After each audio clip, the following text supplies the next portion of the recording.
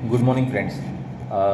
आज आपण बेसिकली सगळ्यात जी चांगली पॉलिसी आहे, मी बऱ्याच वेळेस रिकमेंड करतो की प्रत्येक क्लायंटला रिकमेंड करतो, कारण की या पॉलिसीमध्ये एक्सक्लुजन हा पार्ट खूप कमी आहे आणि बऱ्याचशा त्याच्यामध्ये फॅसिलिटीज चांगल्या दिलेल्या आहेत. अशी मेडिक्लेम पॉलिसी स्टार हेल्थ इन्शुरन्सची comprehensive VIP comprehensive policy. So या पॉलिसीचे काही फीचर्स मी आता पहिल्यांदा तुम्हाला एक्सप्लेन करतो. त्याआधी या पॉलिसीमध्ये किंवा कुठल्याही हेल्थ इन्शुरन्स पॉलिसीमध्ये काही प्रकारचे एक्सक्लुजन्स असतात. ती काय असतात ते आपण 2 मिनटं बोलूया. सो सगळ्यात महत्त्वाचं एक्सक्लुजन की 15 दिवसापर्यंत कुठलाही क्लेम मिळत नाही. 15 दिवसानंतर आपल्याला कोरोना रिलेटेड कुठला क्लेम असेल तो मिळायला चालू होऊन जातो.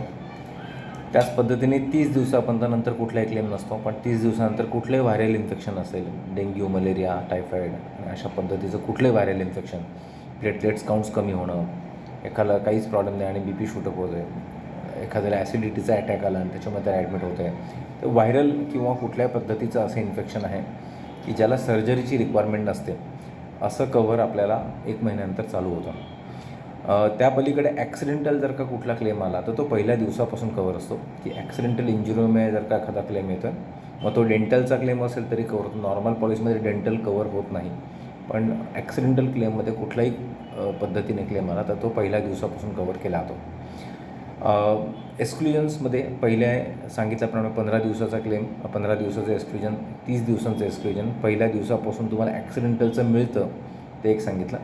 त्याच पद्धतीने 2 वर्षापर्यंत तुम्ही कुठल्याही प्रकारची सर्जरी करू शकत नाही. 1 महिन्यापासून पुढच्या 2 वर्षापर्यंत, म्हणजे आत्ता पॉलिसी घेतल्यापासून 2 वर्षापर्यंत 24 महिने.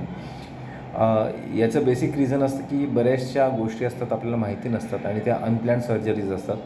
काही सिम्पटम्स असतात त्या आपल्याला कधी उद्भवू शकतात आणि अशा सर्जरीज, कुठल्याही मायनर सर्जरीज या पहिल्या 2 वर्षापर्यंत क्लेम होत नाहीत.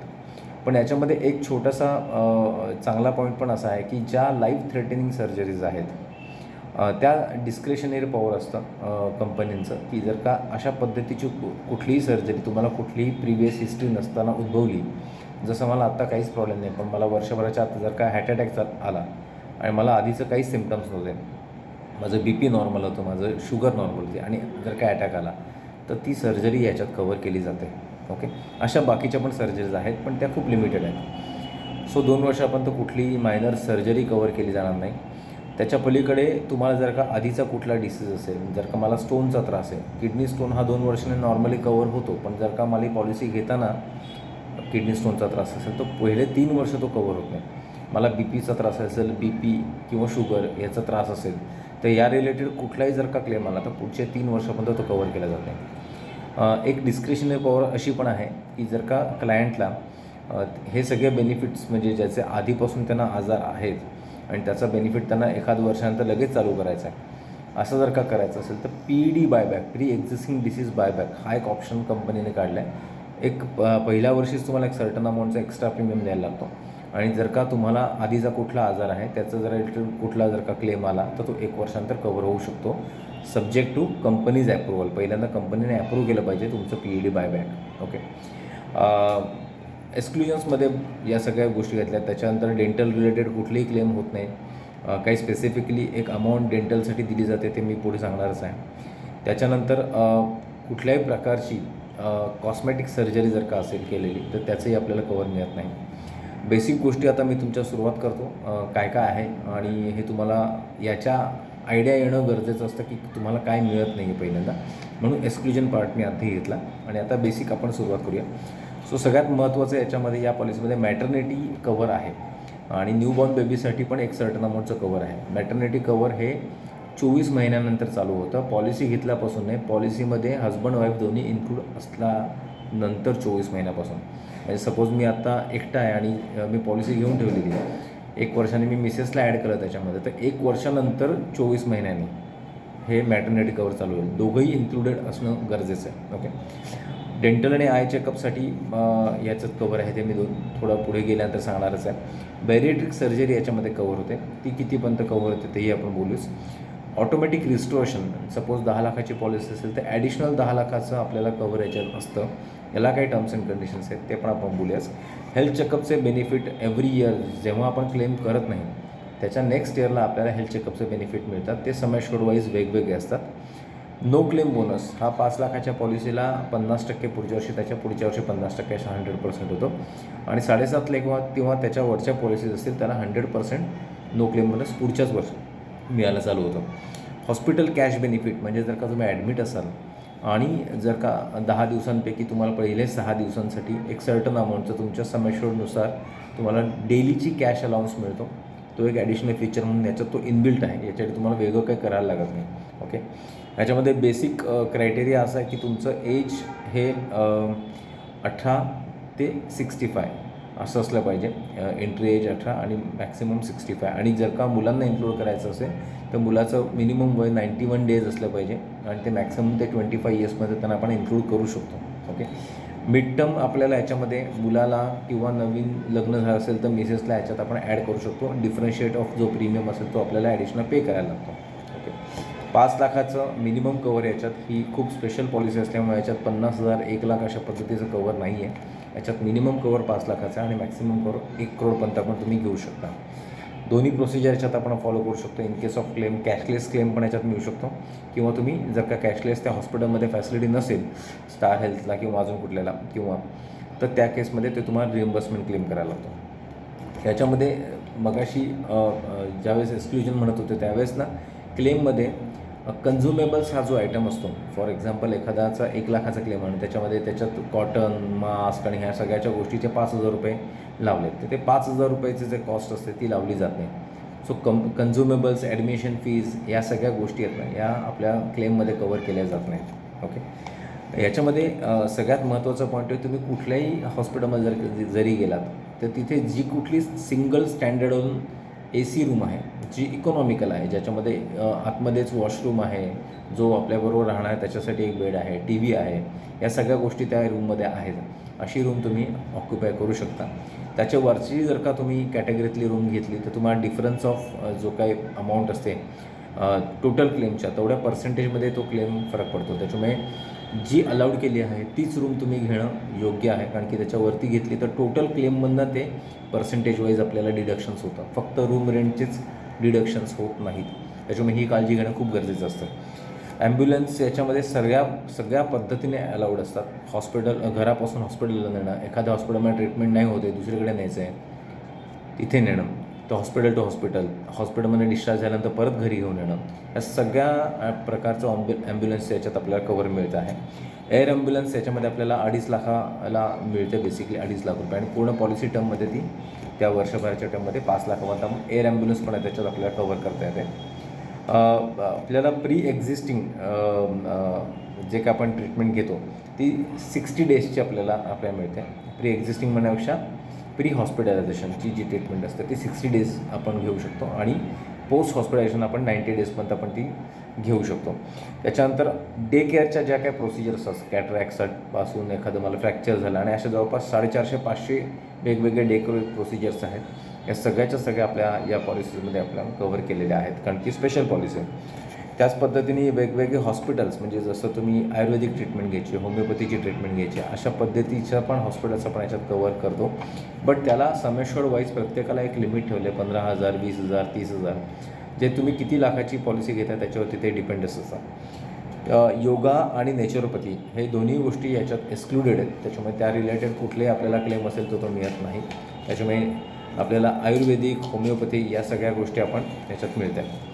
डोमेसिलरी हॉस्पिटलायझेशनचा जो खर्च असतो की एखाद्या वेळेस 3 दिवसापेक्षा जास्ती मला घरीच ट्रीटमेंट घ्यायला लागते, पेशंटला जर का आपल्याला हॉस्पिटलमध्ये नेणं शक्य नसतं, या सगळ्या गोष्टी जर का होत असतील किंवा एखाद्या वेळेस हॉस्पिटलमध्ये रूम्सच नाहीत, आपण एखाद्या ठिकाणी इंटेरियरमध्ये आणि तिथे हॉस्पिटलमध्ये रूम्सच नाही आहेत, सो डॉक्टरच्या रिकमेंडेशननुसार आपल्याला डोमेसिलरी ट्रीटमेंट आपण घेऊ शकतो. त्याला काही कंडिशन्स आहेत त्या आपल्याला फॉलो करायला लागतात. ओके. डिलिव्हरीचं मगाशी सांगितल्याप्रमाणे 24 महिन्याचं दोघं इन्क्लूड असल्यानंतरचं आपल्याला 24 मंथचं वेटिंग आहे. त्याच्यानंतर डिलिव्हरी एक्सपेन्सेस मिळतात. अगदी 5 लाखाची पॉलिसी असेल तर नॉर्मल डिलिव्हरी चार्जेस 15,000 आणि सिझेरियनला 20,000 रुपये. त्याच पद्धतीने 10 लाखाची पॉलिसी असेल 10 ते 25 लाखापर्यंतची तर नॉर्मल चार्जेस 30,000 रुपये आणि सिझेरियनचे 50,000 रुपये, आणि 7.5 लाखाची पॉलिसी असेल तर नॉर्मल डिलिव्हरीसाठी 25,000 रुपये आणि सिझेरियनसाठी 40,000 रुपये हे आपल्याला मिळतात. न्यूबॉर्न कवर याला 1 लाखापर्यंतचं आपण फ्री ऑफ कॉस्ट आपल्या या पॉलिसीमध्ये इनबिल्ट आहे. त्याच पद्धतीने याच्यामध्ये वॅक्सिनेशनचा जो खर्च येतो तो 5 लाखाचे ते 25 लाखाच्या ज्या पॉलिसीज असतात त्याला 5,000पर्यंत आपण देतो आणि 25 लाखाच्या वरच्या पॉलिसीज आहेत त्याला वॅक्सिनेशनचे 10,000 रुपयाचा आपल्याला अलाउन्स मिळतो. ऑर्गन डोनर एक्सपेन्सेस, एखाद्याला किडनी ट्रान्सप्लांट किंवा या सगळ्या गोष्टी रिलेटेड क्लेम आला आणि तो क्लेम जर का सेटल होते किडनी ट्रान्सप्लांटचा आणि तो त्याच्यात कवर होतो तर त्या रिलेटेड जो कोणी ऑर्गन डोनर आहे ज्याच्याकडनं आपण किडनी घेतली आहे त्या रिलेटेड त्याला काही सर्जरी करायला लागली किंवा त्या रिलेटेड काय एक्सपेन्सेस आले तेही आपण या पॉलिसीत कव्हर करतो. ओके.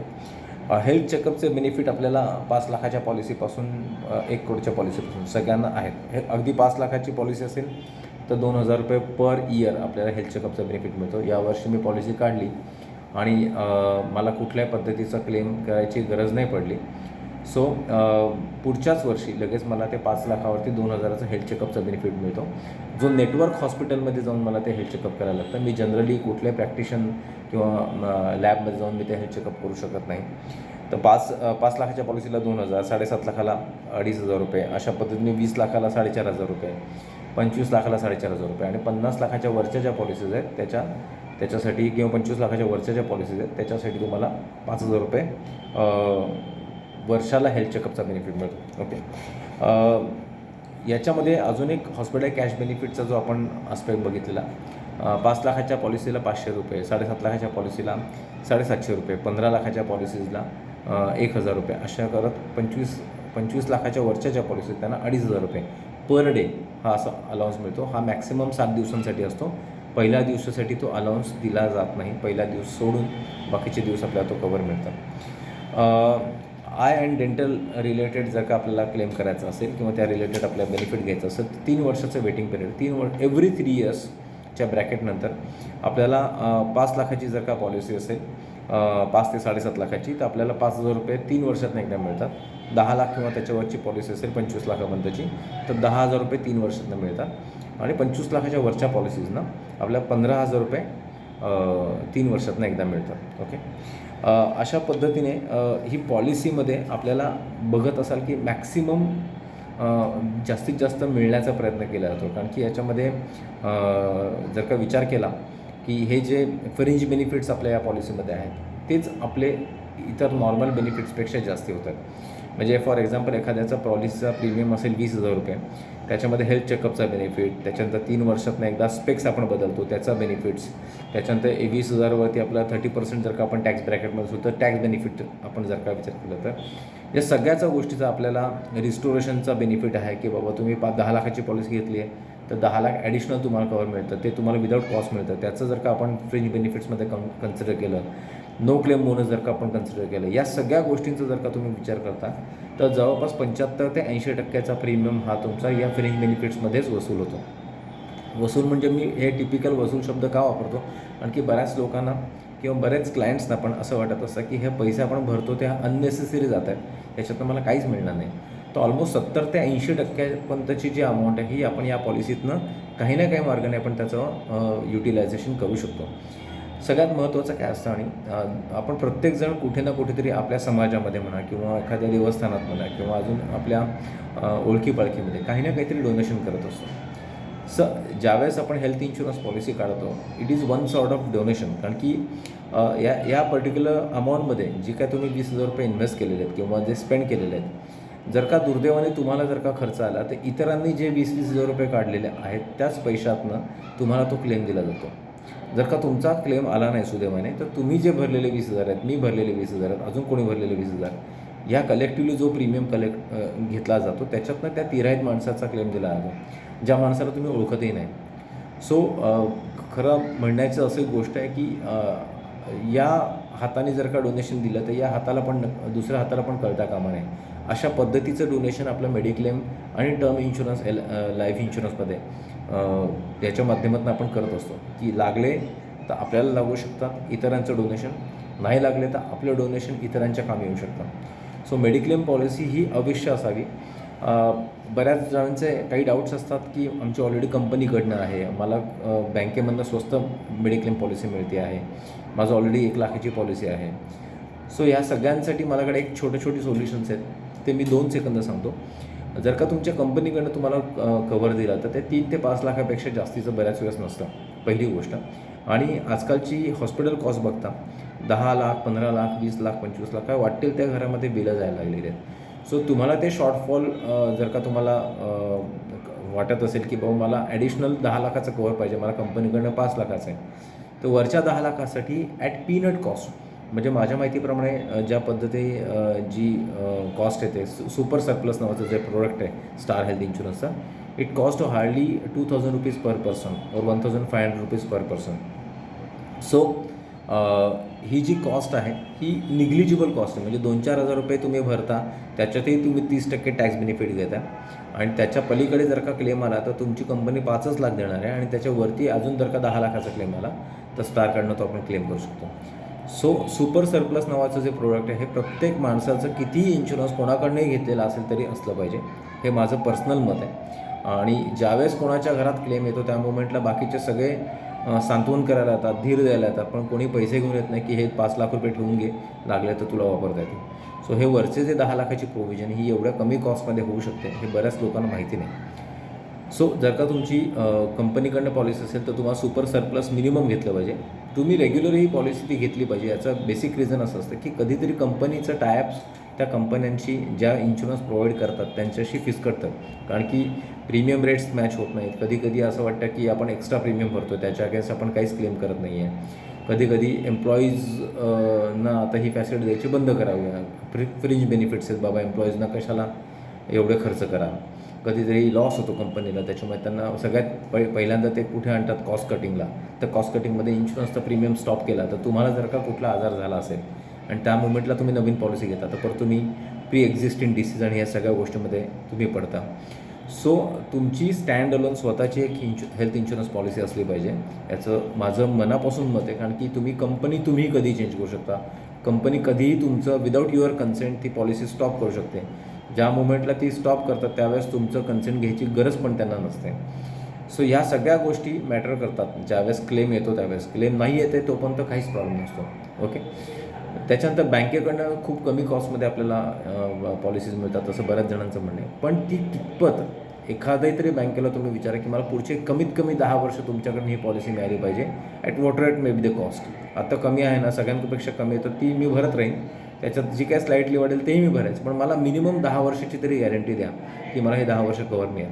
तर कुठलीही बँक पुढच्या वर्षाची सुद्धा गॅरंटी देत नाही, 2 वर्षाची पण गॅरंटी देत नाही.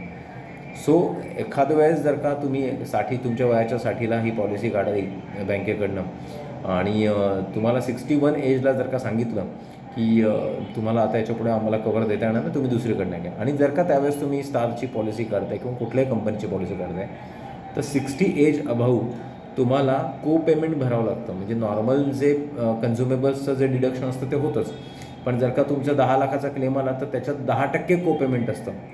कॉम्प्रिहेन्सिव्ह पॉलिसी म्हणजे ऑलमोस्ट तुमचं 10% म्हणजे 10 लाखाच्या अगेन्स्ट 10% 1 लाखाचं डिडक्शन होणार, प्लस तर 5 ते 7% कन्झ्युमेबल्स असणार, त्याच्यामुळे ते 50-60 हजार रुपये जाणार. जर का तुमची फॅमिली हेल्थ ऑप्टिमा नावाची पॉलिसी आहे तर त्याच्यात 20% कोपेमेंट असणार आहे. म्हणजे हे कोपेमेंट आहे किंवा तुमची कॉस्ट वाढते किंवा तुम्हाला जर का कुठला आजार झाला असेल 16 नंतर ज्यावेळेस तिकडनं डिस्कंटिन्यू होत आहे तुम्ही, त्या मोमेंटला त्याचं 3 वर्षाचं एक्सक्लुजनमध्ये असणार आहे. कधीतरी कंपनी तुमचे प्रपोजल पण रिजेक्ट करू शकते जर का त्यांना पटत नसेल तर. सो ह्या सगळ्या गोष्टींना तुमच्या बँकेचा कुठलाही जर का तुम्ही इन्शुरन्स घेत असाल तर तुम्हाला याची कुठलीही ॲश्युरिटी मिळत नाही. पण तुमची जर का स्टँडअलोन स्वतःची पॉलिसी असेल तर जोपर्यंत तुम्ही प्रीमियम पे करताय, जोपर्यंत तुम्ही रेग्युलरली प्रीमियम पे करताय तोपर्यंत ही पॉलिसी चालूच राहते आणि कंपनीला कितीही वर्ष झाली तरी सुद्धा जितके काय क्लेम्स येतील ते सगळे ऑनर करायला लागतात. सो इंडिव्हिज्युअल पॉलिसीज घ्या, कुठल्याही ग्रुपमध्ये जाऊ नका. ग्रुपमध्ये जरी असाल तरी तुमची एक इंडिव्हिज्युअल पॉलिसी असणं खूप गरजेचं आहे. त्याच पद्धतीने स्टार हेल्थची पॉलिसी का घ्यावी याचं बेसिक रिझन्स पण आहेत.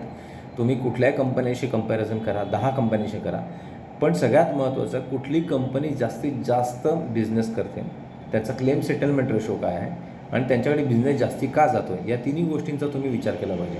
एखादी कंपनी तुम्हाला प्रीमियम स्वस्त देते पण त्यांच्याकडे तेवढा व्हॉल्यूम आहे का की उद्या खरंच एवढा मोठा क्लेम आला ते सेटल करू शकतील, तेवढी त्यांची पोझिशन आहे का, हे पण बघणे गरजेचं आहे. गव्हर्नमेंटच्या कंपन्यांमध्ये नो क्लेम बोनस नावाचा प्रकार आहे का, तेही तुम्ही विचार केला किती आहे आणि काय आहे, मॅक्सिमम समेश्वर किती आहे, म्हणजे तुमचं जर का 20 लाखाचा खर्च झाला आणि मॅक्सिमम तुम्हाला 10 किंवा 15 लाखाचीच पॉलिसी असेल, तर वरचे 5 लाख कोणाचे, कोण भरणार? तर तुम्हाला तुमच्या कॅपॅसिटीनुसार, तुमच्या लेवलनुसार तुम्हाला तुमची पॉलिसी तुम्ही स्टारमध्ये घेऊ शकता. आणि सगळ्यात महत्त्वाचं, स्टारचं नेटवर्क खूप चांगलं आहे. हॉस्पिटल नेटवर्क हे 10,000च्या पेक्षा जास्त आहे, जे प्रायव्हेट कंपन्यांमध्ये खूप कमी आहे. आणि त्याच पद्धतीने त्यांचे एजन्सी फोर्स, जसं आम्ही आहोत, आम्ही खूप मॅक्सिमम प्रमाणामध्ये एजन्सी फोर्स आहे. सो तुम्हाला ह्या ना त्या मार्गाने कुठून ना कुठून तरी त्याची गॅरंटेड सर्व्हिस मिळते. ओके. सो मला सगळ्यांना एक रिक्वेस्ट आहे, हा जो कोणी व्हिडिओ बघतो आहे, जो कोणी माझे एजंट्स पण आहेत, त्यांना पण हा मी व्हिडिओ शेअर करतो आहे, जे खूप प्रोफेशनल एजंट्स आहेत. प्रत्येकाचं नाव मी आत्ता इथे घेऊ शकत नाही. खूप एजंट्स आहेत आपल्याकडे जे खूप चांगल्या पद्धतीने प्रोफेशनली हे काम करत आहेत. प्रोफेशनल एजंट्स असणं हे पण खूप गरजेचं असतं, कारण की तुम्हाला त्याच्यात काहीच करायला लागत नाही. रिइम्बर्समेंटच्या क्लेममध्ये तुम्हाला फक्त तुमची फाईल त्या एजंटपर्यंत नेऊन द्यायची असते. बाकीची सगळी प्रोसिजर तो एजंट करतो, जर का तो प्रोफेशनल असेल तर. आणि जी काय माझी टीम आहे, जे काही तुम्हाला हा व्हिडिओ शेअर करणार आहे, ते 100% प्रोफेशनल आहेत. माझा नंबर माझ्या क्लायंट्सकडे आहेच. तुम्हाला जो कोणी व्हिडिओ शेअर करणार आहेत, ते तुमचे एजंट्स आहेत, त्यांचा नंबर तुमच्याकडे आहे. तुम्ही त्यांना डेफिनेटली कॉल करा आणि या पॉलिसीबद्दल इन्फॉर्मेशन घ्या. ही पॉलिसी थरोली समजवायची गरज एवढीच होती की यासारखी सुंदर पॉलिसी दुसरी कुठलीही नाही आहे. खूप अप्रतिम पॉलिसी आहे. काही डाऊट वाटला तर तुम्ही डायरेक्टली तुमच्या जे कोणी एजंट्स आहेत, ज्यांनी तुम्हाला हा व्हिडिओ फॉरवर्ड केला, त्यांना तुम्ही कॉल करू शकता. एल्स त्यांच्या थ्रू मी तुम्हाला काही ना काहीतरी गाईड करू शकेन. Thank you so much. आणि काही डाऊट असला तर please don't hesitate to ask. या पॉलिसीमध्ये ॲक्सिडेंटल क्लेम आणि बाकीच्या छोट्या छोट्या गोष्टी या पण इन्क्लुडेड आहेत, पण त्या मी प्रेझेंटेशनमध्ये आता काय दाखवल्या नाहीत. त्याच पद्धतीने या पॉलिसीमध्ये अजून काही फ्री बेनिफिट्स आहेत, ते पण तुम्हाला तुमचे जे एजंट्स आहेत ते नक्की कन्वे करतील. Thank you so much. Have a nice day.